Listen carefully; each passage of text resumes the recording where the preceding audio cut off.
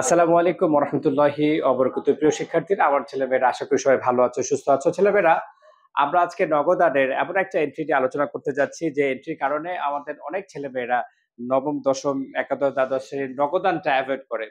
সেরকম একটা এন্ট্রি হচ্ছে আমরা কুমিল্লা বোর্ড 2024-এর 4 নম্বর অঙ্কটার 3 ঘর নগদান আমরা শেষ করেছি। শেষ করে আমরা একটা বানিয়ে প্রশ্ন তৈরি করেছি জুনের 30 তারিখে। জুনের 30 তারিখে একটা প্রশ্ন ছিল, আমরা আরেকটা প্রশ্ন সাজিয়েছি ওই প্রশ্নের পর, যে নগদ উদ্বৃত্তের অর্ধাংশ ব্যাংকে জমা দাও।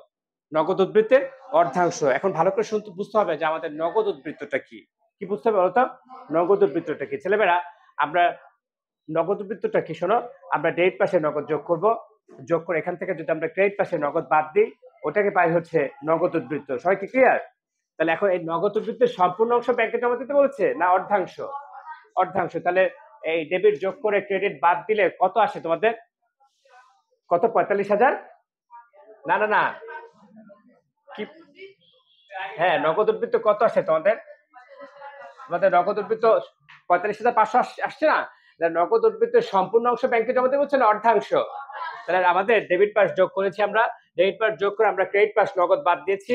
ও আবার একটু শোনো, যেহেতু নগদ উদ্বৃত্ত বলেছে জন্য নগদে ডেবিট পাস যোগ করেছি। এই যোগফল থেকে নগদে ক্রেডিট পাস বাদ দিয়ে এসেছে 45,500। তাহলে আমাদের উদ্বৃত্ত কত? 45,500। এখন এটার পুরো অংশ ব্যাংকে জমা দিতে বলছি না অর্ধাংশ? তাহলে 45,500 অর্ধেক বের করো। 22,750। এটা কোথায় জমা দিতে বলেছে? ব্যাংকে। ব্যাংকে জমা দিয়ে যাবে, বলো। হ্যাঁ,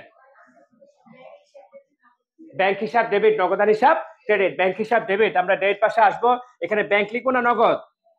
নগদ, কারণ এটা কন্ট্রা এন্ট্রি ছেলেমেয়েরা। আমরা জানি যে যদি কোনো যাবে নগদান ডেবিট ব্যাংক ক্রেডিট, অথবা ব্যাংক ডেবিট নগদান কি, সেটা কন্ট্রা এন্ট্রি হয়। সেটা কি হয়? তাহলে নগদ উদ্বৃত্তের অর্ধাংশ ব্যাংকে জমা দাও।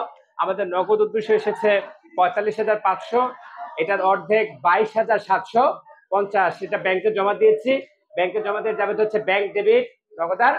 ব্যাংক ডেবিট ডেবিট পাশে এসে নগদ লিখে ব্যাংকে খরচ বসাবো 22,750। আবার ক্রেডিট পাশে যাব, ক্রেডিট পাশে গিয়ে ব্যাংক লিখে নগদের ঘরে 22,750।